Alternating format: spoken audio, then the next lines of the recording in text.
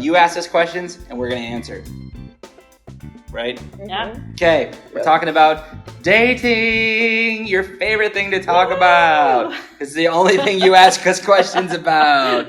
Okay, all right, here we go. Dating. I got the first question. How do I say, oh, this is a good one. I've been on the receiving end of this one. I mean, anyway, I'm going to start that over.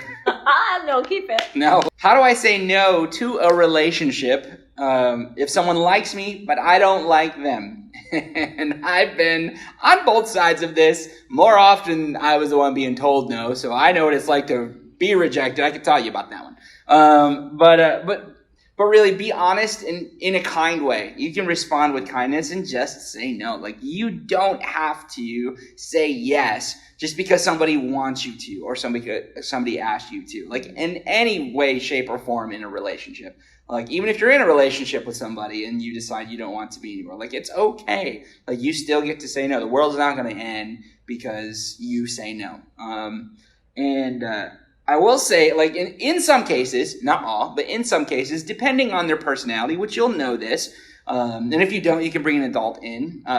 For some people, if they tell you that they like you, that may be a big step for them. Just know that. That might be a pretty brave thing for them to do. So make sure you do acknowledge that. You don't have to, but it's kind of a good thing to be like, hey, listen, thank you for telling me. I don't feel the same way, but I really appreciate you telling me. I know that's a pretty brave thing. It doesn't take a lot to do something like that, and it can still help it when you do say no. Mm-hmm. I will also say, just make sure you know that you own you and they own them. You are not responsible for somebody else, and they are not responsible for you. Like, they're responsible for themselves. So if there's ever a time it causes tension, just know you don't have to say yes because somebody else wants you to. And if somebody starts throwing back some negative about themselves, I won't go into any details, but some of you maybe have experienced that where they start speaking negatively about themselves. If it gets to a point where it might even be something harmful, it's okay to tell somebody. Actually, I would say tell somebody else. Like, tell an adult, make sure somebody else is brought into this, and they will give you some advice on whether or not something needs to be said. And again, I'm being kind of vague, but if you've been in that situation, you know what I'm talking about, okay? But at the end of the day, like, you're not responsible for how someone feels or how somebody acts, and they're going to be okay even if they don't think so. And to that same, if you're the person who asked and they told you no, just know it's going to be okay, and you're going to be okay. The next question is, how do I tell my parents I'm dating someone when I'm not supposed to be dating someone? And I think this is kind of a throwback to questions we talked about before about, like, why do parents have certain rules about when I date people or how old I have to be when I date people? First, I would say, in your own mind, in your own heart, evaluate the reason you got into a relationship in the first place, especially since it was something your parents told you it was not time for. Is the reason that you got into a relationship healthy? Does it really come out of a point of view of loving the other person and having the heart of sacrifice and care for this person? When you really look at the reasons why you are dating someone, or even the purpose of dating someone, that can maybe help you filter through the reasonings you went through and did something. But either way, whether you evaluate that first or not, I would encourage you to talk to your parents about it. It's always best to be honest with your parents and open communication with them. The more that you communicate with your parents, the more that they're going to communicate back to you. And even just figuring out, again, the reasonings that your parents have for you not be in a relationship at that time, I think it's a good, healthy conversation to have with your parents to make sure you guys are both on the same page about things. Even when I said, like, evaluating the reason that you're in a relationship right now, if you really take the time to do that, whether you've talked to your parents or not already, it could maybe move you to the point of realizing that the reasoning you're in a relationship is not really for the right reasons. And if that's the case, it could cause you to end a relationship. And if you do that all before talking to your parents, I still encourage you to come clean and talk to your parents and be honest with them. Hey, I was in a relationship.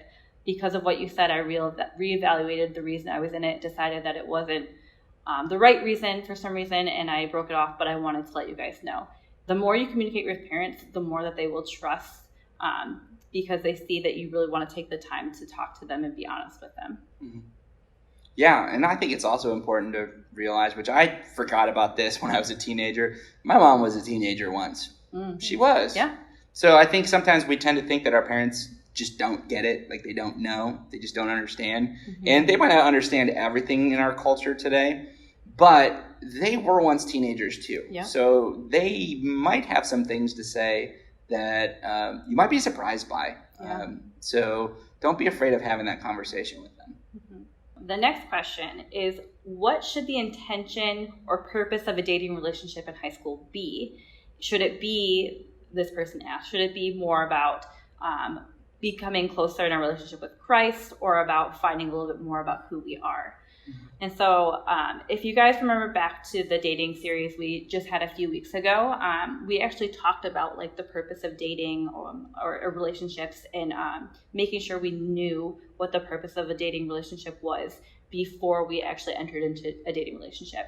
We looked at love and the meaning of love and the sacrifice that it requires, the ability to care about someone and their future. And we kind of talked about, I think Michael for sure and both Sam talked about really evaluating the purpose of a relationship before you even enter into a relationship. You don't want to enter into something head first, dive in before you actually truly understand its purpose or how it's going to develop you as a person. And also what I would say in particular regard to should a dating relationship help me become closer to Christ, or should it help me find out who I am more, or just in general?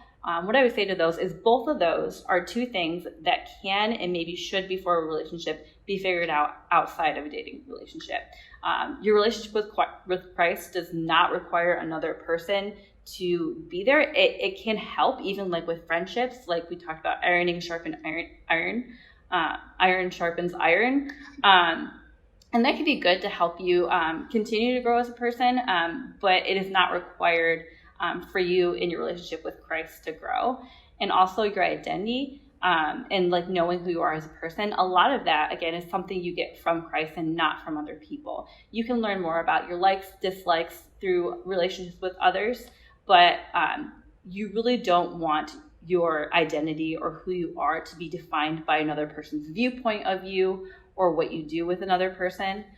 So I'd really say that when looking at dating in high school, make sure you know the reasoning's purpose before that even happens, and make sure that you are not getting your identity from that person or from that relationship, and that knowing that you and your relationship with Christ can be something that grows healthily without another person in the mix. It doesn't mean that a dating relationship can't help you grow as a Christian or grow in your relationship with Christ, but it's not a requirement. Yeah, but dating in some sense, and with that mindset, I think it becomes more healthy, because dating is where you begin to express who you are, right? It's a different arena for you to be able to express your identity. And you might think you like some things, or like certain movies or certain kind of dates, I don't know, and then you go on a date with someone, you're like, oh, this is boring to me. I mean, so there's parts of ourselves we get to express in relationships, but like Kelsey said, it's important to know who we are, so that way we don't define ourselves by what somebody else wants from us, or what they see in us, or solely what they see in us, right? Yeah.